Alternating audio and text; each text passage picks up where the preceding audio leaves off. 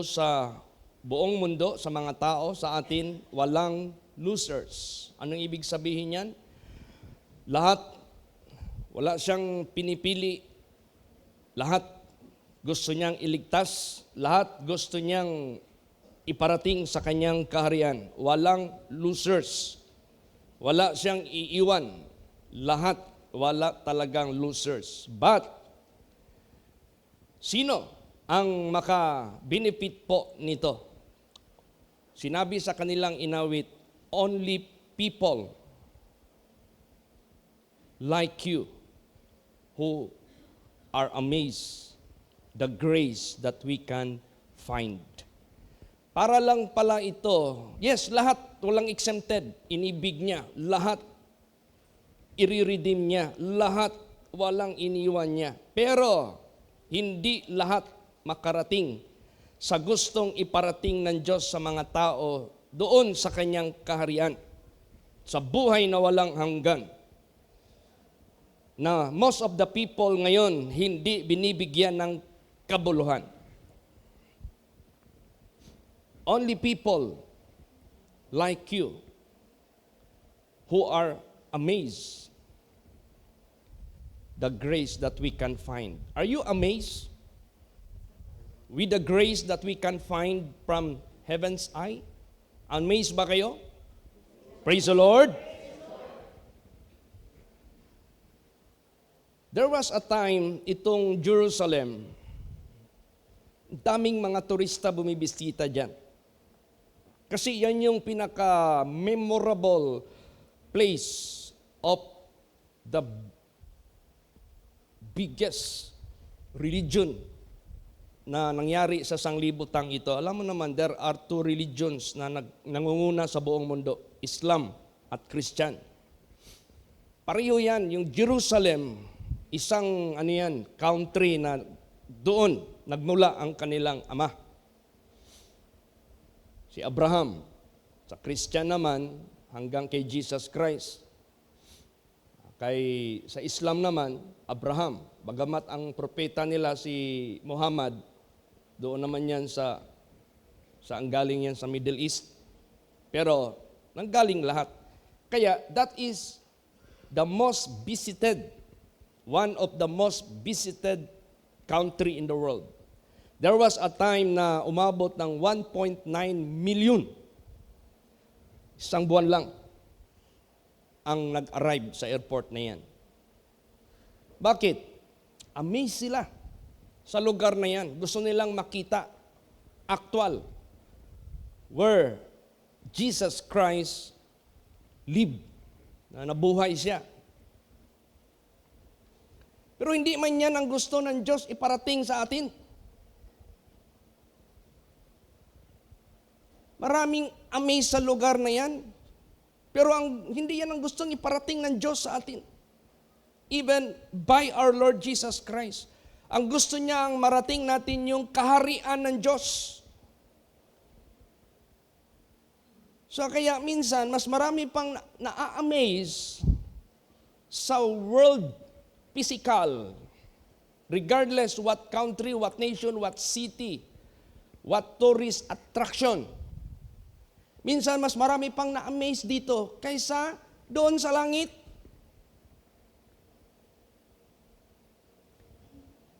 Ang daming taong gusto magpunta sa langit.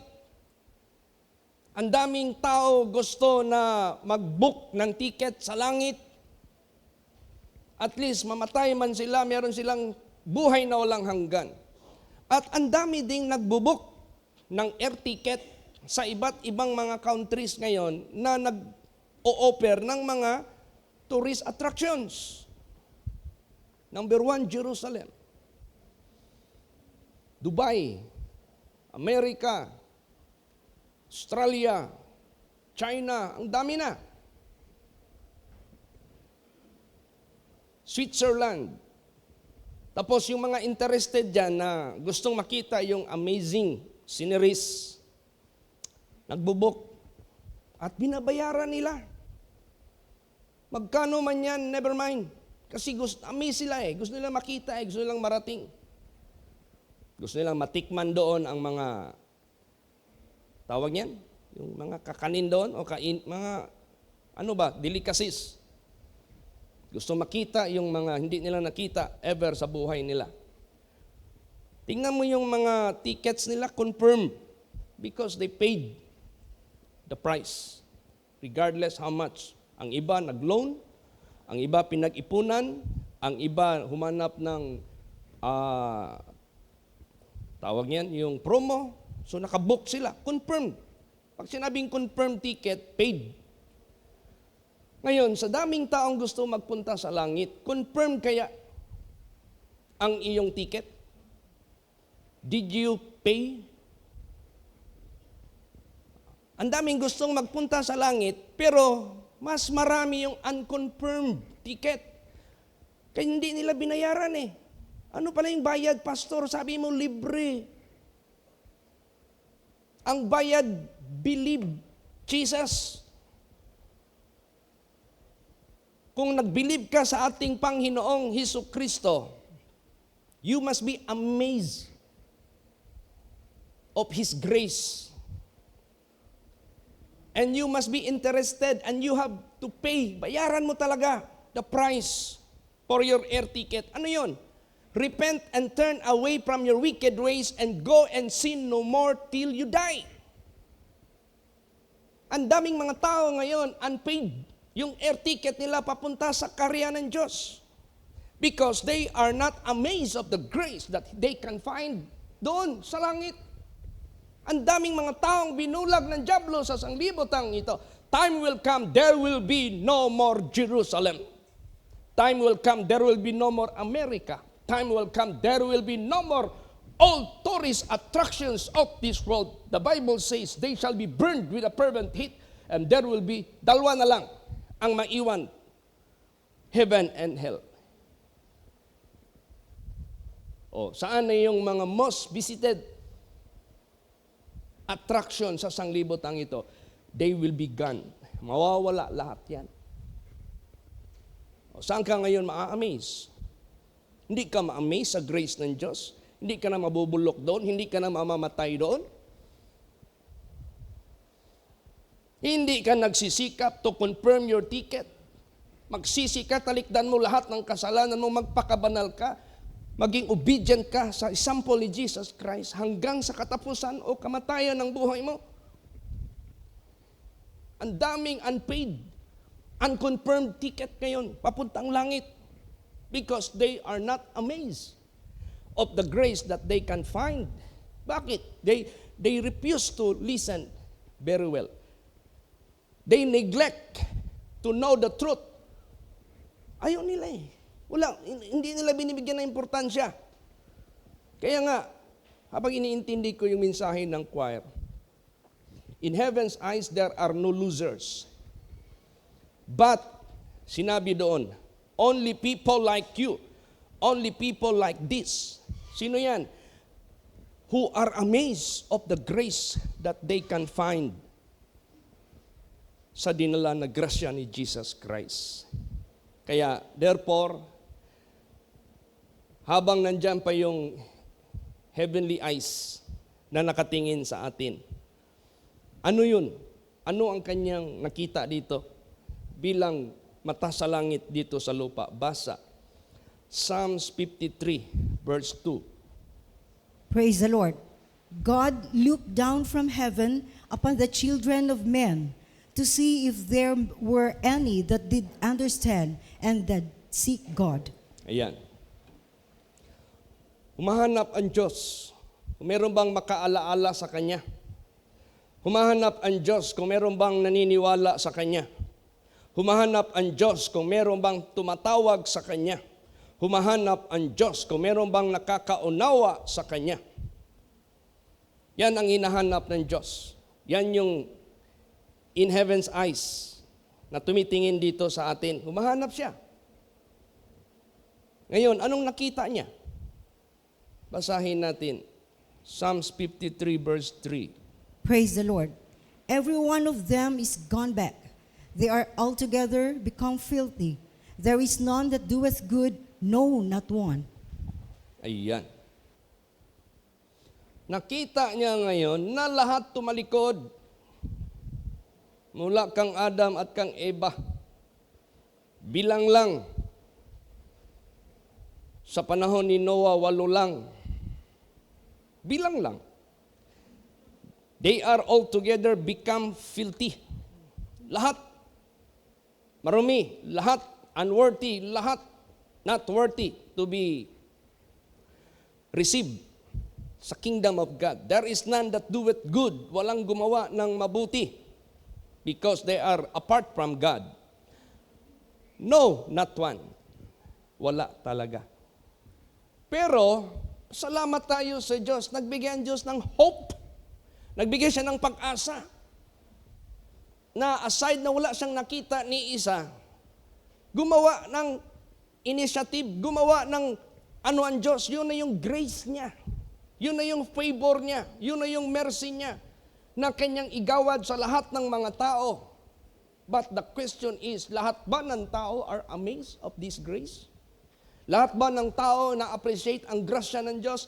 Lahat ba ng tao hindi pinakawalan ang grasya ng Diyos? Lahat ba ng tao tumanggap sa grasya na ito at hindi na nila pinakawalan? As what Paul says, receive not the grace of God in vain.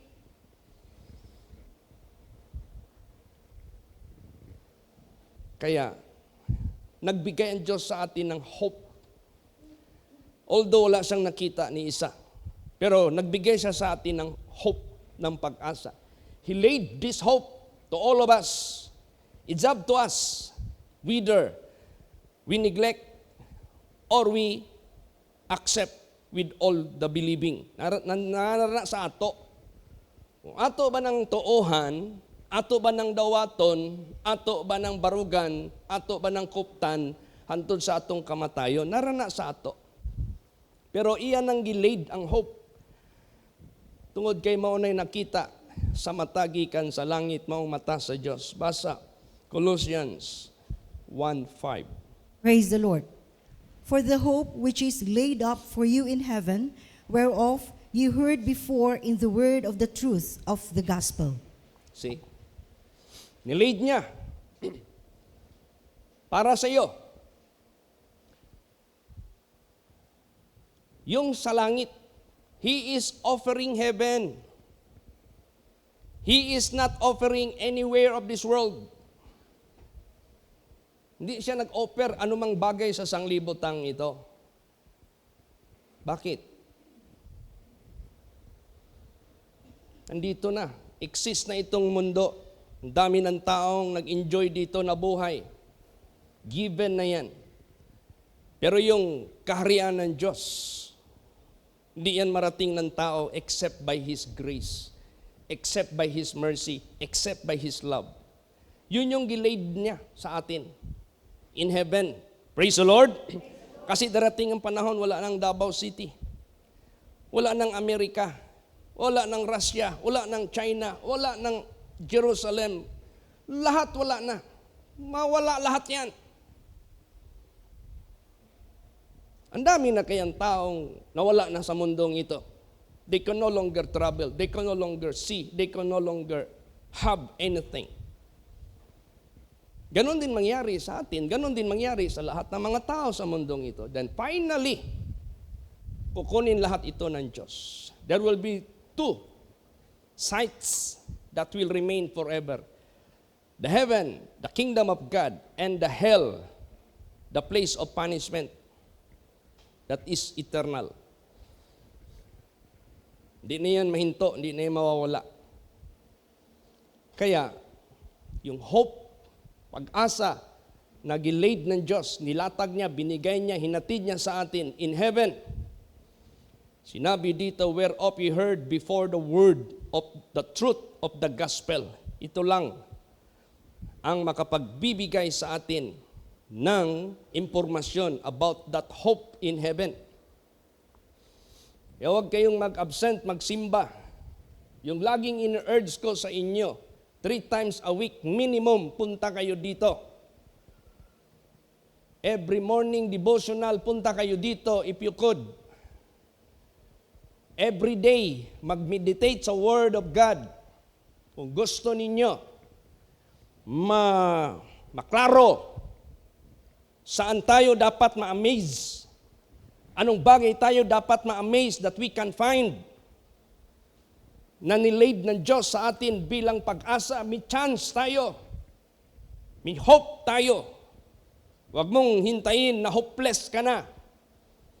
Huwag mong hintayin dead na yung hope mo sa buhay mo. At yan ang nangyayari sa karamihan ng mga tao. Nung meron pang hope, hindi nila ginawa. They didn't confirm their ticket going up to heaven. They didn't pay the price of it by repentance, turning away from sin, by following Jesus till death. Hindi nila ginawa yon. Mas attracted pa sila sa world na gidumulaan ni Satanas. Not necessarily the physical world, but the system of the world.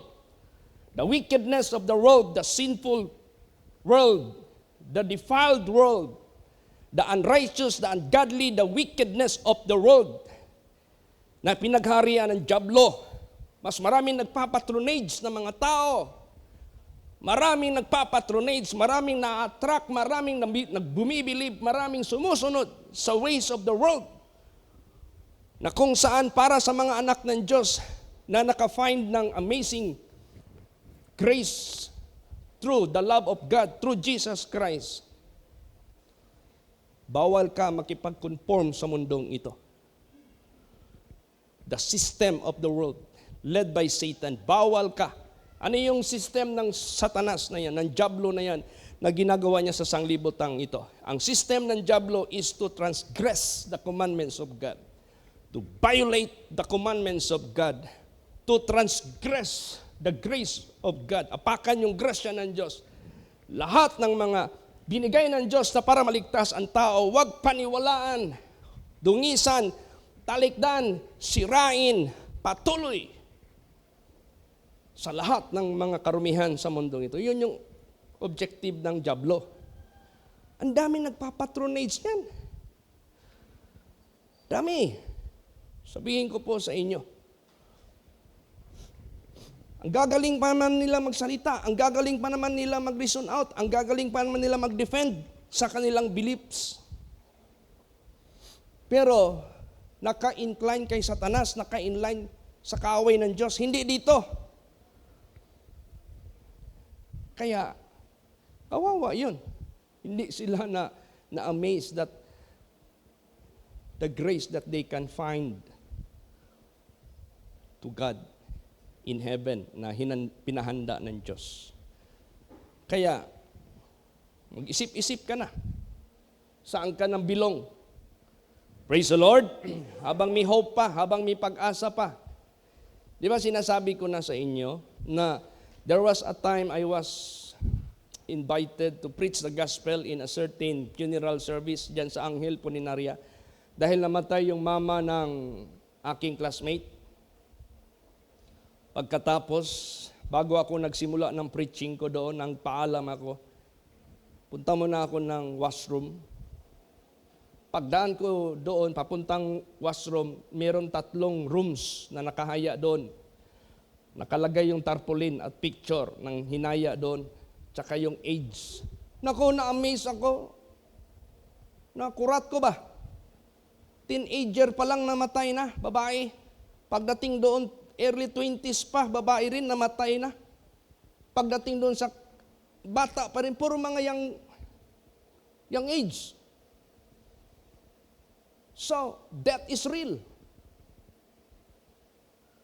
Meron silang date of death when they died. Meron silang date of burial. Tinuod yun. Nawala na sila sa kalibutan. They no longer exist. They're no longer here on earth. They are buried. So, death is real. Maikli lang buhay natin.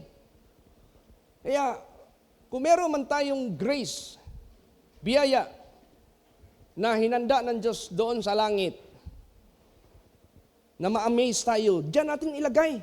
Huwag dito sa mundo. Kasi pag dito ka na-amaze sa mundo, manineglect mo yung heaven, kingdom of God. Praise the Lord.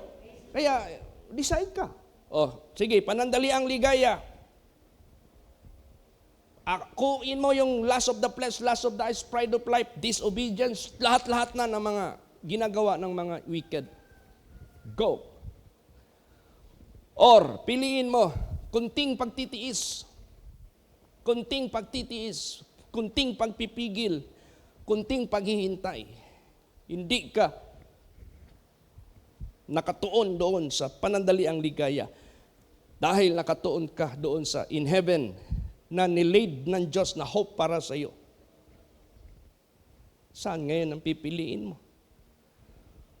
Saan dyan ang pipiliin mo? Ikaw lang makasagot niyan.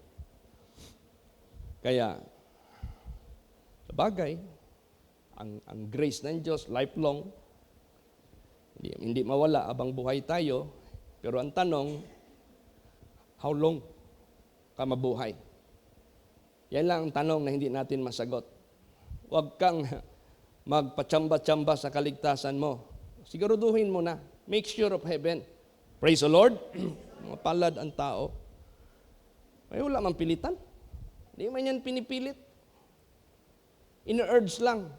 Hindi man yan pinipilit. That is optional. It depends what you choose. It depends what is your choice. Amen? Praise the Lord. After all, ikaw man din ang haharap sa consequence. Hindi iba. O kaya, salamat lang tayo sa Diyos dahil yung gospel niya nagbubukas sa ating pangunawa. If you believe. Praise the Lord. Yan lang ang ano. Kaya, mga anak ng Diyos, minsan kasi, parang pinipilit natin yung mga membro natin pasunod, parang akala nila tayo pa yung masama eh. Parang akala nila, nag-after pa ako sa inyo eh. Parang akala nila, parang binubutan ko kayo. Minsan ganun ang tactics ni Satanas eh. Kaya ngayon, i-reverse na lang. Walang pilitan. You choose what you choose. Praise the Lord. Pili ka kung anong piliin mo. Walang pilitan. Basta nilatag ng Diyos ang kanyang gospel, ang kanyang katotohanan. Yan ang totoo. Ano ngayon ang paraan ng Diyos ng ating kaligtasan? Para doon sa mga interested. Hindi ko naman ibig sabihin wala ng interested dito. Para sa mga interested. Praise the Lord. Ilatag ng Diyos sa atin yung tamang daan. Basa. 1 Peter 1:3 hanggang 4. Praise the Lord. Blessed be the God and Father of our Lord Jesus Christ, which, according to his abundant mercy, hath begotten us again unto a lively hope by the resurrection of Jesus Christ from the dead, to an inheritance incorruptible and undefiled, and that fadeth not away, reserved in heaven for you. Ayan. Purihin ang Diyos at Ama ng ating Panginoong Hesukristo, na ayon sa kanyang abundansyang awa, binigyan niya tayo uli ng kapanganakan sa buhay na pag-asa. By what? By the resurrection of Jesus Christ from the dead. Yan ang pag-asa, ang binigay ng Diyos sa atin. Na hindi tayo maimpyerno. By the resurrection of Jesus Christ. Ano yung by resurrection of Jesus Christ? Ano ang mensahe na binigay niya sa atin sa resurrection na yan? Bakit yan ang maging daan ng ating kaligtasan? Basa. Okay. Basahin ang Romans 6:4 hanggang 6. Praise the Lord. Therefore, we are buried with him by baptism into death, that like as Christ was raised from the dead by the glory of the Father, even so we also should walk in newness of life. For if we have been planted together in the likeness of his death, we shall be also in the likeness of his resurrection. Knowing this, that our old man is crucified with him, that the body of sin might be destroyed, that henceforth we should not serve sin. Yan ang ibig sabihin na meron tayong pag-asa sa buhay na walang hanggan para sa langit. Kasi mawala pala ang buhay natin dito sa mundo, mawala pala ang earth, mawala yan lahat. Pero nagbigay siya sa atin ng pag-asa makarating sa kaharian ng Diyos by the resurrection of Jesus Christ. So anong aral makuha natin sa resurrection? Na yan lang ang paraan magkaroon tayo ng pag-asa para makarating sa kaharian ng Diyos. Yung inheritance na incorruptible, yung undefiled, that fadeth not away, reserved in heaven for you, not in Davao City, not in America, not in Canada, not in Australia, not in Hong Kong, not in Jerusalem, no, but in heaven, reserved for you. But that hope by the resurrection of Jesus. Ano yung resurrection ni Jesus? Dumaan siya ng kamatayan. Hindi pwede ma-resurrect ka o hindi ka dumaan ng kamatayan. Ay, hindi yan resurrection. So tayo, by the resurrection of Jesus, dadaan tayo ng kamatayan. Not necessarily physically. Kamatayan sa katawan natin sa paggawa ng kasalanan. Resurrected tayo, maglakad na tayo sa panibagong buhay. Yan yung resurrection by our Lord Jesus, yung inexplain dito sa Romans 6:4. Therefore we are buried with Him by baptism into death, that like as Christ was raised up from the dead by the glory of the Father, even so we also should walk in the newness of life. Kung tayo itinanim sa anyo ng kanyang kamatayan, tayo rin ay mabubuhay muli sa kanyang tulad sa kanya. Alamin nyo ito, nang itong ating old man, pinako na, kasama niya, at ang katawan na makasalanan, sira na, para hindi na tayo mag-serve sa kasalanan. Yan yung way of salvation. Praise the Lord. Yan yun. You want to pay to confirm your ticket going up to heaven? Whether you are breathing or you are in the grave, sa pagbalik ni Jesus, do this. Then your ticket going up to heaven, confirm yan, 100%. Kaso, madaming mga tao, hindi pa hindi forsake sa old. Hindi kayang iwanan, katulad yung taong mayaman dito. Lord, what I must do that I may enter into the kingdom of God? You know what are the commandments of God? Yes. Recite. Recite niya. You do. Oh, I have done it from my childhood until now. Jesus said, one thing is lacking. Makapasok ka na sa langit. 5 centavos na lang, doon na kayo ka sa langit. Isa na lang kulang. Baligya ang tanan. Hindi mong kabtangan. Ihatag ka, boss. Di niya mahimo. What do you mean? Hindi niya matalikdan yung kasalanan niya. Hindi niya matalikdan yung kinaliligaya niyang mga bisyo, kinaliligaya niyang ungodliness, worldliness, lahat ng mga pinamunuan ni Satanas. And he don't care what Jesus is promoting, holiness and righteousness, cleanliness, lahat ng godliness, they don't care about it. But they care about worldly care. Kaya nga dito sa isa na trap sa mundong ito, pagbalik ni Jesus, cares of this life, worldly care. Ang care mo, puro sa laman. Bisyo, pride of life, lahat na pleasure of the world, puro dyan ang care mo. Cares of this life.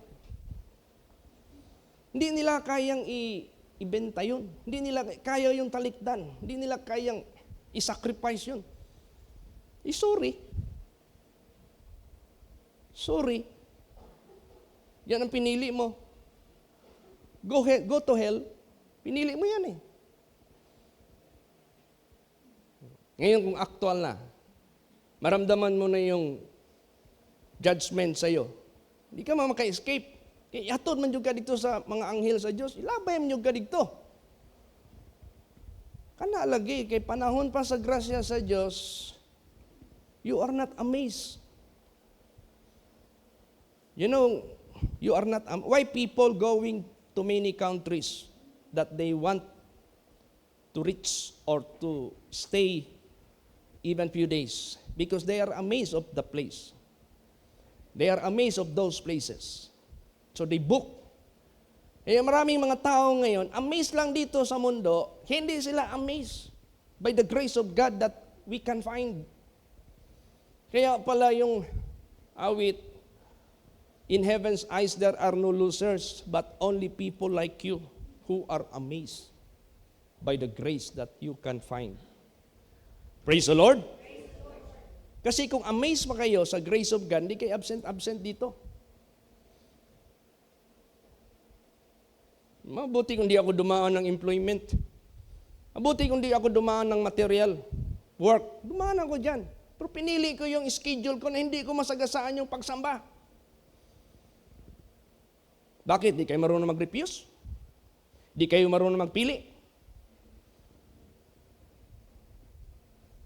Ano akala nyo sa Diyos? Hindi niya ginawa ang lahat ng paraan? Para maging wise tayo? Ano bang paraan ng Diyos sa ginawa niya para maging wise tayo? Prioritize heaven! Praise the Lord! Hindi kayo, prioritize mo. Ang iba, ang daming mga tao na magpapapray sa akin, na paralyzed, naghihingalo na. Doon pa magwiwis. Pampo ko, maayo ko, mga lagad na yung ko sa Ginoo. Nag-wish dito pa. Wala na, too late na. Nung malakas pa, isnab. Walang paki. Walang amazement sa grasya ng Diyos. Reject. In terms sa kalibutan ng opportunity, aptik paskilat. Cannot refuse. Cannot avoid. Is that kind of amazement? Na-amaze ka diri sa kalibutan? You can avoid coming here, so you are not amazed of the grace of God. You cannot avoid the worldly benefits. Hindi mo ma-avoid because you are being amazed. Kaya yung faith natin sa Diyos, wag natin itong panghinaan. Kasi lahat ito by faith, ma-overcome natin yan by faith. Praise the Lord. By faith talaga yan. Kaya ang kaligtasan nakahook up sa believe. Whosoever believeth in Him shall not perish, but shall have everlasting life. But it must be faith with works. Pakita mo sa gawa mo. Nag-preach ako doon sa last night doon sa kay Mama Dulce. Tinuro ko yung katawan niya. This is example of the body without the spirit. Tapos sabi ko, kurutin niyo yung katawan niyo. Maramdaman mo. That is the body who has still the spirit. So life is real and death is real. Time will come, yung hiram natin na buhay sa Diyos, kukunin ito ng may-ari. Hiram lang yan eh. Pero ang tanong, nung pinapahiram mo pa sa Diyos sa iyo, nasa kamay mo pa, ano ang isip mo sa kaluluwa mo? Ihatid mo sa impyerno by neglecting the prioritizing of the kingdom of God and His righteousness? Or ihatid mo sa kaharian ng Diyos because you are amazed of the grace of God that you can find in heaven? Maliwanag, in heaven ha? Praise the Lord! In heaven!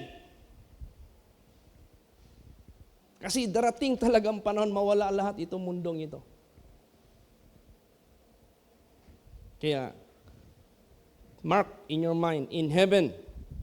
Laging mention dito, reserved in heaven for you. Yan ang gustong ipaintindi ng bawat isa. Alam mo, ginawa na ba yan lahat ng Diyos? Dinaig na niya lahat for our sake. Basa. Balik doon sa upper na hindi natin nabasa. Philippians 3:20 hanggang 21. Praise the Lord. For our conversation is in heaven, from whence also we look for the Savior, the Lord Jesus Christ, who shall change our vile body, that it might be fashioned like unto his glorious body, according to the working whereby he is able even to subdue all things unto himself. Oh. Ang ating conversation doon sa langit, kasi galing sa langit yung mata eh. Nakipag-communicate ang Diyos sa atin by His gospel. Na kung saan tayo tumitingin sa tagapagligtas, the Lord Jesus Christ. Na siya yung magbabago sa ating vile body. Itong corruptible, mabubulok, darating panahon, palitan niya yan na hindi mabubulok. That it may be fashioned like unto His glorious body. Kung ano yung resurrected body ni Jesus, yun ang ibigay niya sa atin, incorruptible. According to the working whereby He is able even to subdue. You know what subdue? All things. Subdue means overcome all things. Subdue meaning to say, winning all things. Dinaig niya ang lahat. Para lang niya magawa sa atin na maligtas tayo. So wala na tayong question sa lahat ng pagliligtas ng Diyos sa atin. Ang questionable tayo. Kung na-amaze ka ba sa kanyang grasya. Praise the Lord. Kung na-amaze ka sa grasya, dapat nandito ka lagi. Kasi ang gospel lang niya ang magbigay sa iyo ng clear understanding. So, remember, in heaven. So ngayon, kung totoo ka na baptize ka na, totoo ka na na-amaze ka sa grasya ng Diyos, what kind of living, what kind of life you to behave? Anong klaseng pamumuhay ang behavior mo? Anong pamumuhay na uri ang iyong magiging mentality, magiging behavior, maging manner, lahat-lahat na, basahin natin. Colossians 3:1 hanggang 3. Praise the Lord. If ye then be risen with Christ, seek those things which are above, where Christ sitteth on the right hand of God. Set your affection on things above, not on the things on the earth. For ye are dead, and your life is hid with Christ in God. Yan. If you are baptized in the name of Jesus Christ, therefore you are buried with Him in His death, and you are being resurrected in His, or together in His resurrection, para you must walk in the newness of life, maglakad ka na sa bagong buhay. So kung totoo yan, you are risen with Christ through baptism, hanapin mo na ang mga bagay na nandoon sa itaas. Heaven, kingdom of God, eternal life, incorruptible body, eternal riches. Yun ang anuhin mo, unahin mo.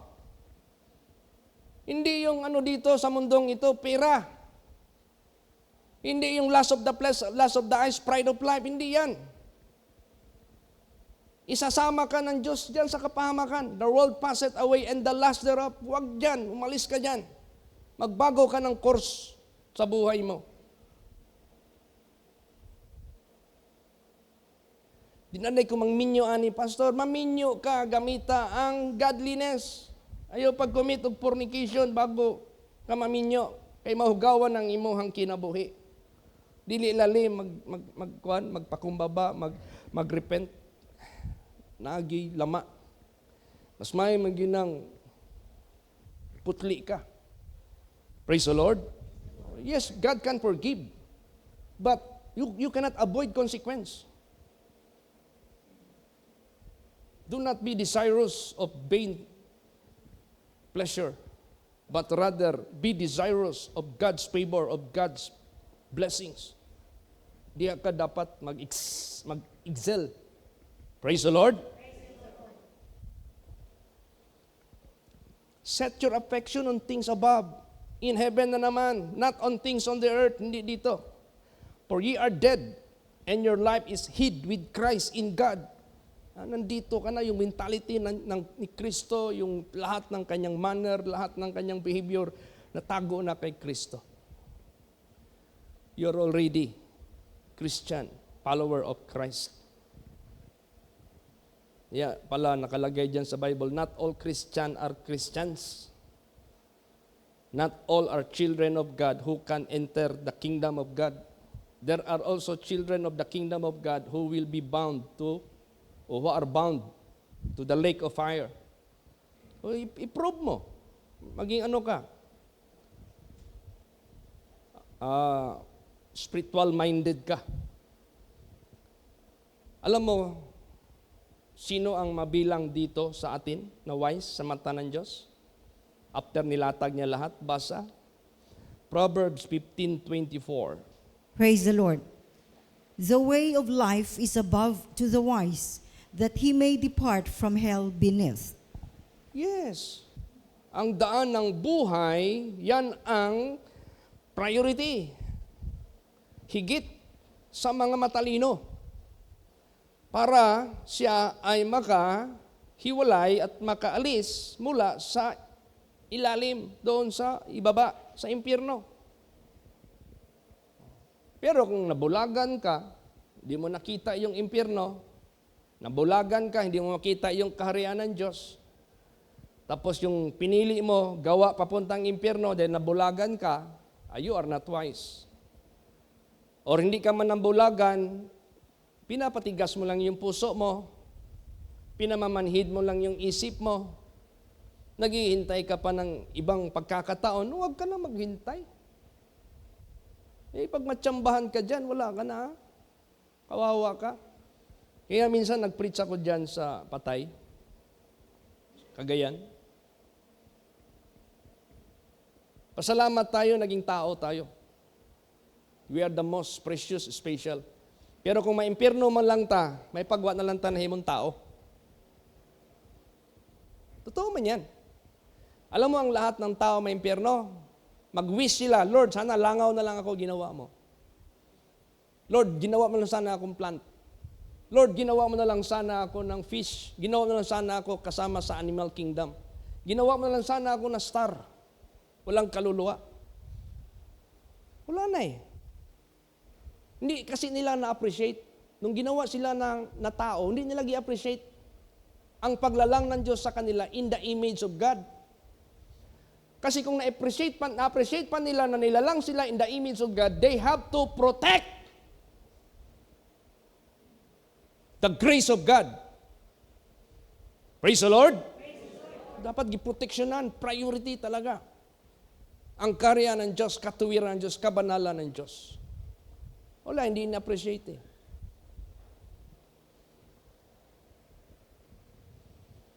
Kaya, sa mata ng Diyos, merong fools, merong wise. Ang wise, above sa kanila, ang way of life. Basa pa. Psalm 16:11. Praise the Lord. Thou wilt show me the path of life. In thy presence is fullness of joy. At thy right hand, there are pleasures forevermore. Yes. Gusto mo ng pleasures? Forevermore. Hindi dito sa mundo na marumi. Hindi dito sa mundo na unrighteous. Hindi dito sa mundo na wickedness. Hindi dito sa mundo satanic, devilish, earthly, sensual. Hindi dyan. Gusto mo ng pleasure forevermore. Nandyan sa life na pinakita ng Diyos sa atin. Nandyan yung fullness of joy. Praise the Lord. Walang sabit yung isip puso mo na meron kang kulba. Minsan nasiraan ako ng sasakyan, papunta kami ng Manila dapat para kasalin ko si Sister Jemima. Mabuti nilang kasama ko si Pastor Warren. Nasiraan kami dyan sa Leyte. Bye-bye Leyte. Wala na, sira yung makina ko sa L300, yung maroon. Pagtingin ko sa makina, yung palang air intake, mula air cleaner papuntang intake, nakasungsong ang maraming karton, maraming trapo doon. Layo na ng biyahe namin. So, ang makina, pag ginanon mo yung air intake, parang tao din niya na ginanon mo. Mahirapan maghinga. Ngayon, sa layo ng takbo mo, ginaganon ka, makuyapan ka. Kuyapan dyan akong makina.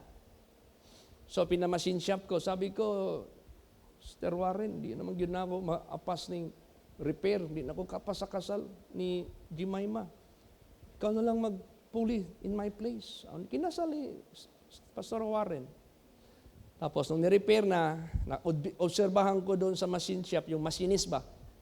Alam niya ni Titing, nung ano na yung block at saka yung cylinder head, nakaganon na, nandoon yung cam shop, kung tawagin. Iikutin pala yun. Pag ikot niyan, pag hihinto bigla, adjust. Pag ikot niyan, hihinto bigla, adjust. Kailangan pag ikot niyan, hindi maghinto bigla. Kung maghinto man siya matagal, ibig sabihin wala nang sabit. So tayo, mga anak ng Diyos, ang fullness of joy na walang sabit, yung path of life na pinakita ni Jesus sa atin. Praise the Lord. Tingnan mo yung mga masamang espiritu, may sabit. Nung na-encounter nila si Jesus Christ sa katawan ng tao na sinapian ng 12 years, nandoon sa presuhan. Di ba? May sabit sila. Will you torment us ahead of time? Meron na silang kaba. Na kung gusto mo ng pleasure forever mo, huwag yung ungodly pleasure. Kulba na. May sabit yan. There is no peace to the wicked, saith the Lord. Yan ang daghang pamilagahimo lagi yung mga kasalanan, pastor. They ignore the grace of God. Pinamamanhid nila yung puso nila. Huwag tayong ganon. Kawawa tayo niyan. Last verse, Psalms 139 verse 24. Praise the Lord. And see if there be any wicked way in me, and lead me in the way everlasting. Yan ang dapat nating maging konklusyon. Jesus, salamat sa mensahe mo sa divine service. Kung anumang nakita mo sa akin na wicked way, i-lead mo ako sa everlasting. Huwag mo akong hayaan na madeceive sa sarili ko at mabulagan sa kamay ng dyablo. Kung gusto mo pala na ma-enlighten ka, punta ka dito. Makinig ka sa salita ng Diyos. Praise the Lord. Ang buong puso.